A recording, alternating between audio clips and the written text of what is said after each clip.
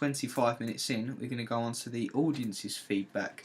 So I'm going to open up this little internet browser. I hope you can still see me. And first I'm going to start off with my messages left on Facebook from when I shared it on Facebook. Robert Scott, who I mentioned in the PowerPoint trailer, said that I enjoyed your opening scene and loved the quality of the footage. It was very clear. I also thought the acting of the two characters was good. If I had to say something negative, then I would say the music was a little bit repetitive, but it was relevant to your opening scene, so it made sense.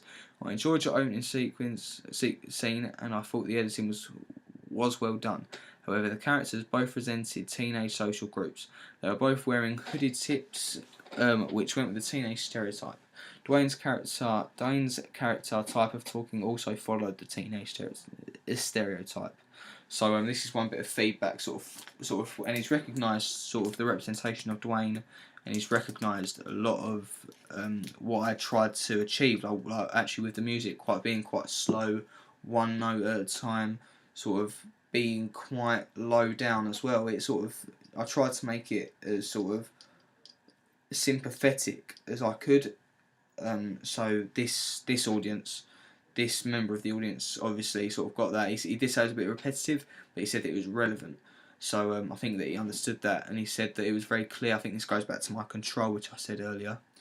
So yeah, that's one person. I'm going to go on to another person called Jess Fells, who I also mentioned in my PowerPoint version.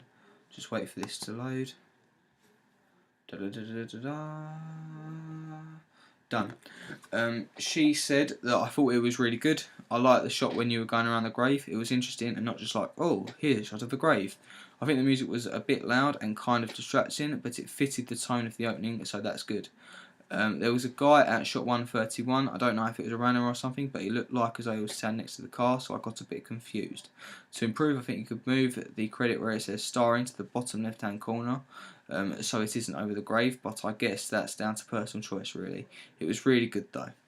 So this member of the audience has picked out a lot of the stuff that Robert has also picked out about how the music was a bit loud, but it still fitted in tune with the opening. So although it's a bit distracting, it still fits in time, which is the whole purpose. I mean, I know I said that music isn't my forte, and that I didn't.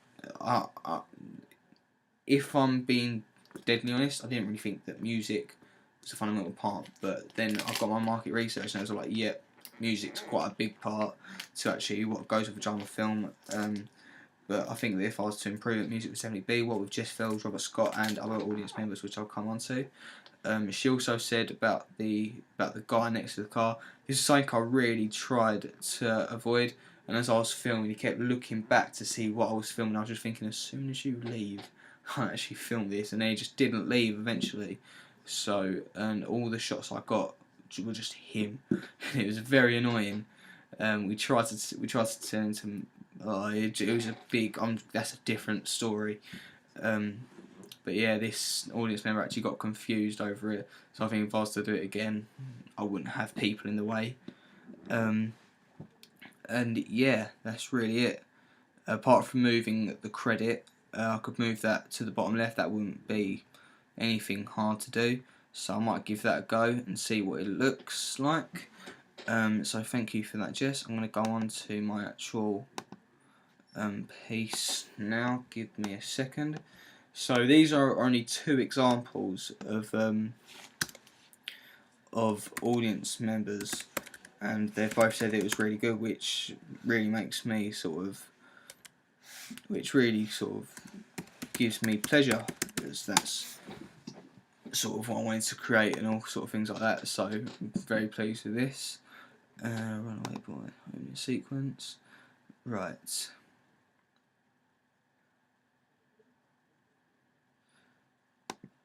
Okay, so first we've got Dandy Dan 1001. He says, music is really annoying, very similar, maybe worse than a certain cat I know who goes by the name of Keyboard Cat. Other than that, it's pretty damn good. So he didn't really use a lot of technical terms like Robert or Jess, but I appreciate it. He left a comment, he gave me some feedback about the music. very annoying. Compared it to something who goes by the name of Keyboard Cat.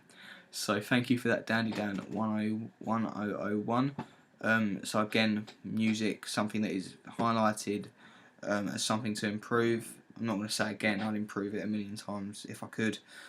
Then I've got Cats in Space 2011, very cool name there. She said that I really like the camera work and lighting. The music could use some chords as opposed to single notes, so they sustain for longer. It's good though. So this YouTuber has come up with the fact that the camera work and lighting, which no one else really praised me on, so that was quite good. I mean, I used no artificial lighting or anything. I used all natural light, which I think always works better than artificial light. I think with an artificial light, it always looks artificial, but I think with just natural light, you can't go wrong really. And the camera worked, so thank you for that. Again, she's highlighted the music as something for improvement, as the chords so they can sustain for longer. I know nothing of music, so the fact that she's actually given me the tip to use chords so they sustain for longer, that's a tip I'll be using. Don't know what a chord is, so I'll have to look that up. And finally, Call Saytech. Don't know what that is. It says, after watching it a second time, the music can be a tad annoying. Possibly, if it were quieter, the individual notes wouldn't sound so prominent. Dialogue was believable, but it was believable. Just if Mason had spoken slower, it would take the next step in being believable. Enjoyable, nevertheless. So this YouTuber has said that the music is something bad and that I should lower it down, which is something that I'm going to try now. Before I add the second piece up with the 20th Century Fox opening in it. And he's also highlighted the Mason just talk a bit slower and just sort of take things on board, then respond. This is something that I say quite a lot, but the fact that the dialogue was believable is quite good, as it sort of doesn't sort of slay my script writing sort of abilities.